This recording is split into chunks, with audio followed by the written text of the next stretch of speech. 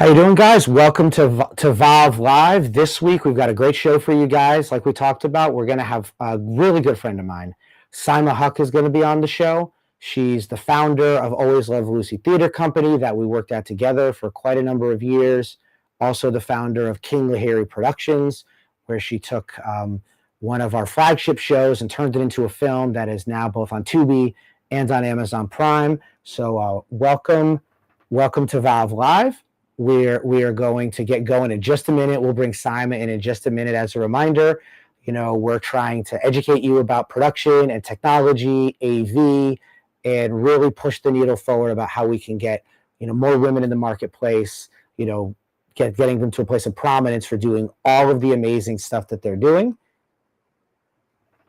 Again, my name is Vincent Allen. I am the founder of VAAV Industries, also the managing director. So just overseeing everything that we're doing. If you're interested in this, please hit our website, va-av.com, and also hit up our social media, LinkedIn, Facebook, etc., to just keep going about what we're doing and just to be able to see what's going on. So without further ado, I'm going to go ahead and bring Sima in. Hey there, Sima. Good to see you. How are you doing this evening? Thank you. How you doing? Yeah, not too bad, not too bad. It's another day. Yes. So we're just gonna get going, and good to see you. It's good to see you as always. Just take me through a little bit. I mean, I know the story, right? But take us through how Always Love Lucy Theater Company came about. So, just for a little bit of background, I don't have a background in theater. I started a theater business. I do have a degree in public health, and that's what my main jobs are in. I got the idea from a book. I borrowed from a friend a 600-page Miller's autobiography, Time Bends, because I had a really long flight to China. And I'm like, this will keep a fantastic book, by the way. And as I'm going to China, and I'm where my family's from, I come to the part in Arthur Miller's book where he says he went to Beijing in the 80s for the American embassy with Chinese actors, and he made it culturally competent. He loved it so much he wrote another book called Salesman in Beijing. Came back to the United States, and I was thinking, wow, someone should do this with Indian people, because everyone in Loman acts like my dad. Everyone, including Indians. And as I'm sitting there, I'm like, no one's going to do it if I don't do it. How am I going to do it? And I'm like, I'm going to do it. I was flying to Beijing for my 40th birthday, by the way, just to celebrate. And I'm like, you know what? This will be I'm going to do Death of a Salesman. Of course, then I had to, because I had no idea how to do a production. So I did an informational interview with Juan Reno for Death of Salesman as well, because this is absolutely true. If there's something you want to do, find someone who does it and ask them how. That's how that started. Fair. Yeah. When I find this, I graduated college in 1995 with a degree in print journalism. The year the internet became degree was actually becoming obsolete as I was graduating. But I wrote a writer, and I got a typewritten letter back like 2 months later from his secretary. We called them secretaries back then, and said, thank you for your letter. He gets these questions are the articles we send to everyone, and I have this somewhere, and I'm going to show it to you. And it was all about how to be a writer. The one thing he said was write every day. So that's what. Just to take it back, Always Love Lucy is named for Lucille Ball, because she in the television arts really in her 40s. She was a bit actress before, so was I. So, actually, there's a whole movie on Amazon called Becoming the Ricardo. Her husband is Desi Arnaz, Cuban, and the TV show was going to be from a radio show she already had that was very, very successful. But Desi Arnaz there, this said America would not buy that she had a Cuban husband, but she's like, that's life. So they raised the money themselves. They shot the pilot themselves, and they went on to become time, but also of their decade. And she actually became the first of, well, they had Desilu. It became Paramount later. Just, pioneering and all the stuff that everyone said she couldn't do. So that's why I needed a name for the theater company. We were always going to love Lucy. And I also thought we were only going to do one show. So, but we went on to did others. So how did you go from, I'm sure, like, again, I know the story, right? Because we've, been working together for many, many years. But how did you get from, having an informational interview with Juan, who, for those who don't know, is also a very good friend. Juan and I have known each other many, many, many years. To, I'm going to do this show, to, I'm going to have a whole theater company. We're going to do a show every year. Well, honestly, I was a salesman. Those people were amazing. I'm in touch with many of them still. We had a big, and I always have this theory that everyone who does death development broke and crazy. No, but we actually recoup the expenses. And there was a year in between where I actually took a break, 2015, Death of Sales. And I trained, I had a training business too. I had a lot of businesses. But one of my clients, Mogul, who was also the executive producer of Grease when it premiered on Broadway in the 70s, to me something you've learned too much the hard way to not use that information again. And that really just, let's do another show. Let's resurrect this. Let's keep going. We ended up doing a show every time. And I think about Always Love Lucy, by the way. And I should say this about Death of a Salesman. We had a South main cast. We had the parents be immigrants, which for diaspora from 1968 until the early 80s, that's how it was. The older generation, American-born younger children. Now we're in the second generation. I love when they think stupid. No, they are. They have like, can you not hear? I was born here. So right. I mean, isn't that actually? That dialogue sounds so familiar. Isn't that actually a line from King Lahiri? I think so. There was a lot of. I seem to remember, when we were producing King Lahiri years after Death of a Salesman, right? Something to that effect.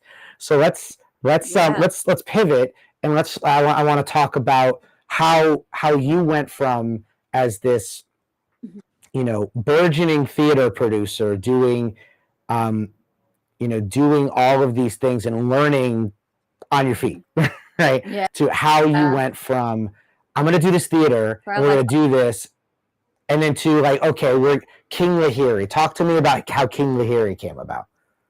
How did it come about? It's actually based on the childhood home that I grew up. It's a child. It's a mix. So when my father, he lived in a little apartment in Philadelphia. He's still friends with his roommate, by the way. They came over together for St. Agnes Hospital, which has since been raised, which means, knocked down, as opposed to RAISED, which means take them up. But when he did buy property, he actually built the house on the lot, 1978, and the whole neighborhood was first coming up. So my sibling, I had King Lahiri.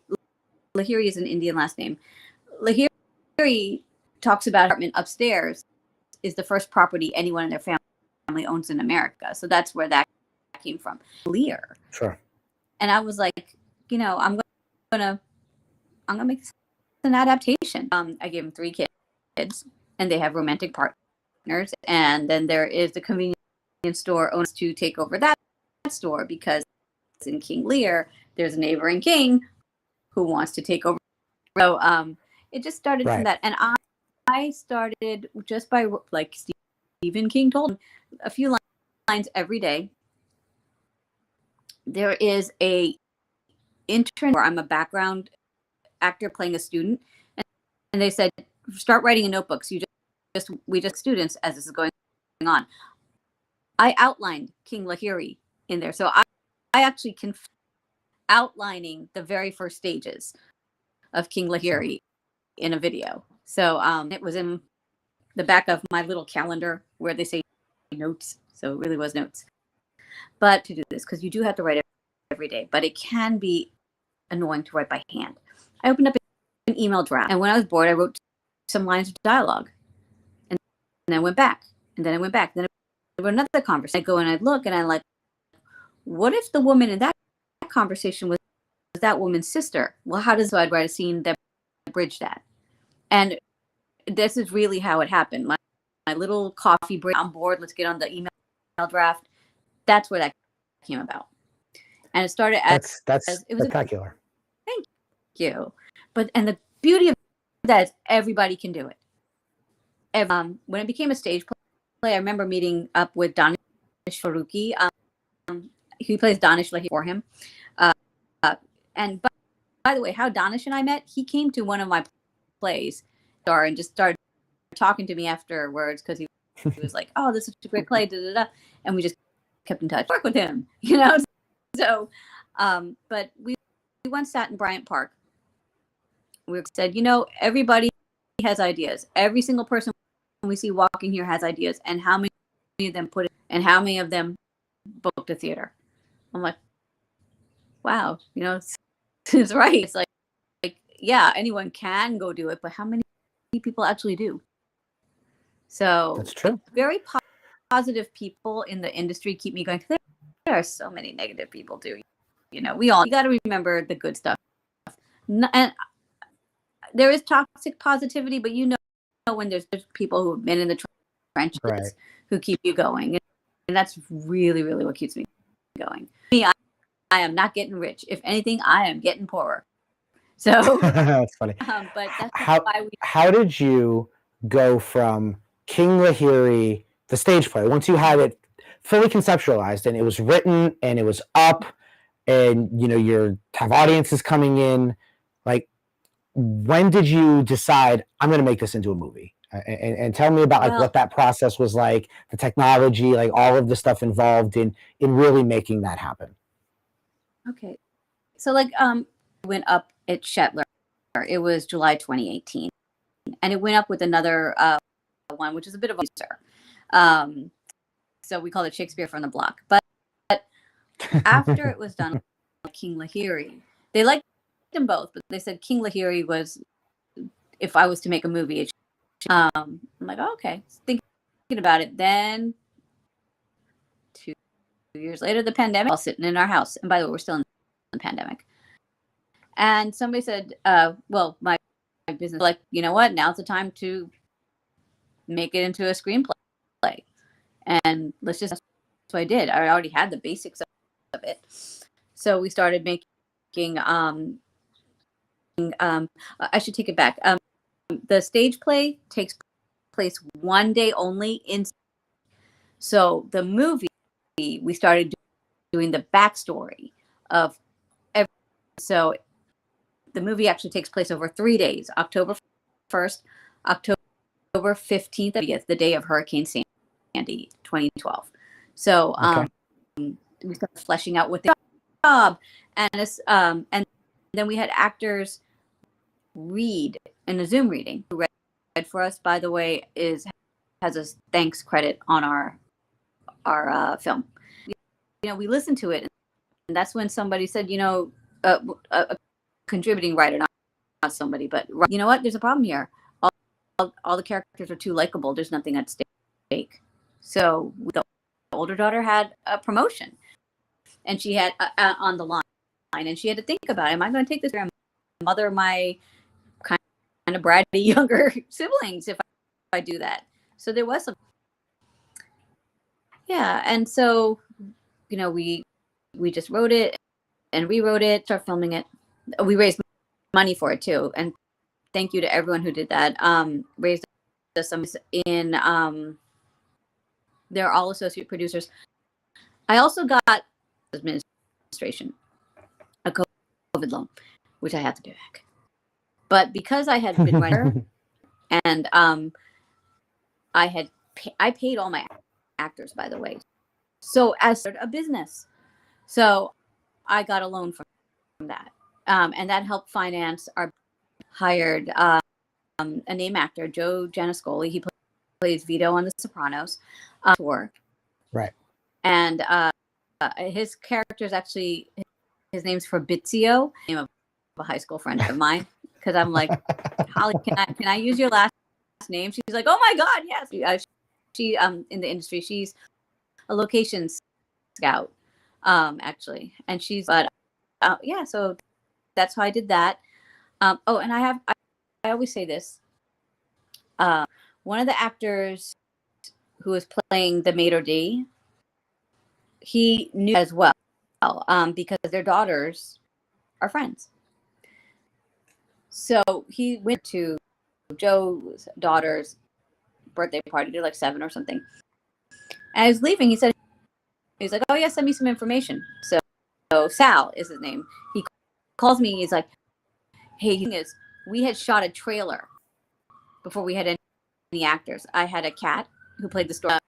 We shot some film of her in the store we planned to be in. We got some stock footage, and we had the main character do a voiceover of some lines I wrote, and we already had the trailer written. So as soon as I had Joe Janiscoli's, interest and his number and all that, I sent that stuff over, and he sent right back, piece of cake, I can do this. And that I will say, I also then went online and I got templates for NDAs and things like that, because I needed everyone's signature. Sure, of including course. Joe's. Why? Because we did have some sponsors, but I'm not about the spit in a handshake thing. To come and be cute and put the product in Joe's hands and take a photo of him. And when he was done, I was like, what are they doing? When he was done, Joe's like, called the restaurant where we were still should be doing stuff for free. I'm like, I absolutely agree with you. And the thing you signed said only that your character, but not as yourself. So I'm going to talk to those people. They're right here. We made them destroy,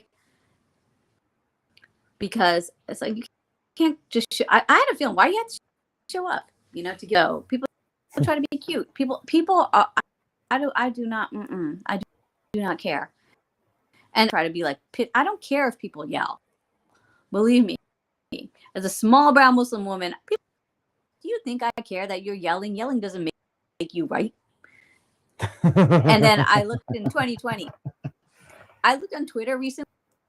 Joe actually has a deal with of the same product, and he's getting paid, and I'm glad for him. I'm glad. Sure. Seen with this other product, he might not have had that. Sure. So tell me, where can, like, King Lahiri, where can people see it? Amazon. It's on Amazon. It's on Tubi. We have a distribution. It's called the Shami Distribution Group. Okay.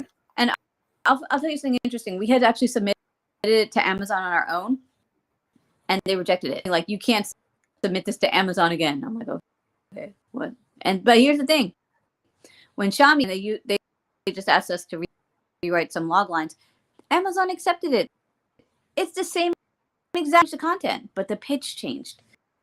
So for that reason, I would say, like, really look, because I just want it up there, and that's what like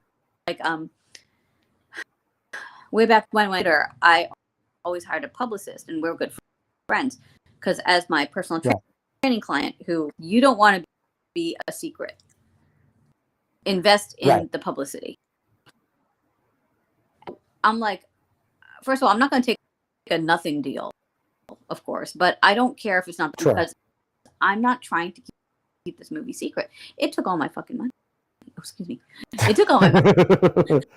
I love it, but I'll tell you too. I was actually living in a retirement, because live-in staff, in exchange for an apartment while we were finishing it, and that's probably going to be a coming future. But I did not start that to not. It always surprises me, because ever since Always Loved Lucy It's like, no, we finished. I've taken money out of my retirement accounts. Okay, I'll be in that retirement community in a minute. I think I have always paid all the bills. I have. I use my own credit card. I go wherever. I pay the bills, and I don't make people chase their paychecks. I pay them. So led me down the path of like people just coming to use me because they don't do that. They're like, oh, she built like a real business. I'm like, no, I'm not.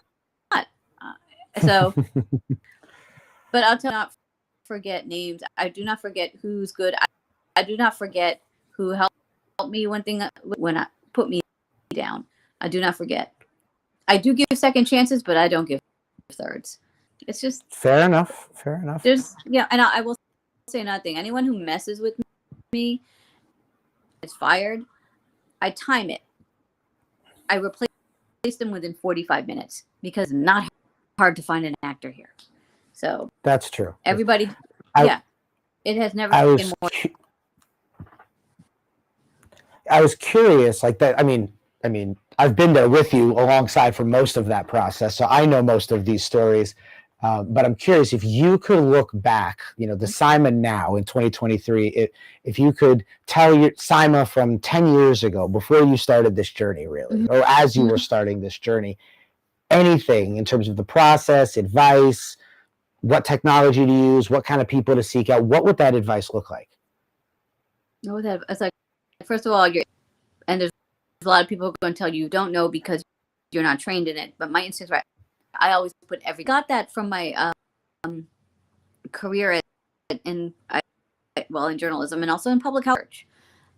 I actually wrote an essay where I draw a parallel between running a research study and running a theater production. You document your process and then you reassess as you go on. But I document everything. Like, why? Because I'm going to have to be held accountable for everything. So, right, you actually are very good at business. You're actually very good at theater. And this is my number one thing. I thought that people who studied theater for as their college degree or conservatory would be professionals. And it's like, oh, they're not. Because, I thought, don't you know anyway, and here's where I am, particularly after Brown and all that, is now we're back, and I say everyone's back to their rah-rah selves, of who wastes my time.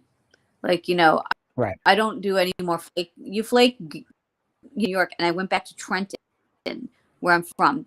People think it's on the PATH train. It's not. It's Jersey Transit plus an Uber ride.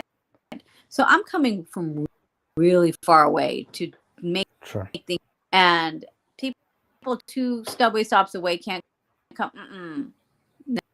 Now, I hear you. I don't deal with that because it's like I bust my butt, and so I respect time. Who does respect the production? Who does respect their co-stars? That person.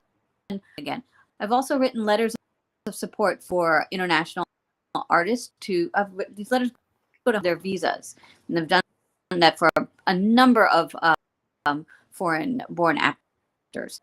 So just that alone is my legacy. So I've learned, and I've also learned that one person can't do it all, which is why Vince, we're always working together because the technical possibly do. I do have an editor who can do the technical stuff that I can't possibly do because I have to carve out deadlines and carve out, of course, pay them. Say, well, I really want more money. Like, well, come on. Well, don't hold things hostage like that. Just be upfront. Not everyone knows business. So, yeah. Before we run out of time, I feel like I would be remiss if getting us together if we didn't take a minute to just talk about our friend Tony. Oh yeah. Right. I saw you recently at a show you were doing, one performance, 2-person show, Elegy of a Lady, which was phenomenal. It was really, really great. Also, Arthur Miller. We would bring it back full circle. Absolutely. And for those of you who don't know, the Producers Club, which is in the Theater District, it's a small independent theater. It's been around for like forever.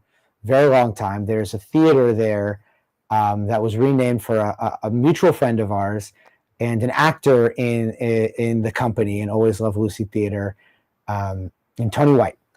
Tony passed away just before the beginning of the pandemic, quite suddenly, and he didn't really get the energy that anyone who knew him felt he deserved. He passed away the same week that the late Kobe Bryant and his daughter passed away, and so that just sort of took everyone's attention, whether you knew Tony or not. And Kobe was a big star, and so that stands to reason. And so I just wanted to take a minute. If you could just tell a story or an anecdote or two about Tony, and then I'll do the same as we just close out. Sure. Tony and all of us were in the same room with Tony before we actually met. He came to Death of Out when we actually met. Tony played my father in Pygmalion, and than I am, but he had this gruff voice, and he would wear these suspenders, and he could play. He brought down the house, by the way. And then when he was producing Pinter's The Self, and then he played my husband in King Lahiri, the first him. In fact, I had him read the script, and I said, "It's okay if we name it after you. Anything else?" And King Lahiri is actually dedicated to him. As Vince said, he had a heart attack while under anesthesia. He was getting some toes amputated, and he didn't come out. So that's how that happened. So it was very, very sudden. But at the Producers Club, where he did so many shows, there's a plaque there, this angel, and that's true because he was always busting. He worked full time, by the way, for AM New York. Made time to make these productions and create opportunities, and so he was always helping everyone in their productions and always involved. And like, I just remember he used to have a hard time getting, and we've all had a hard time filling seats. He would still come to everything. He came to everything, and so sometimes twice. Yeah.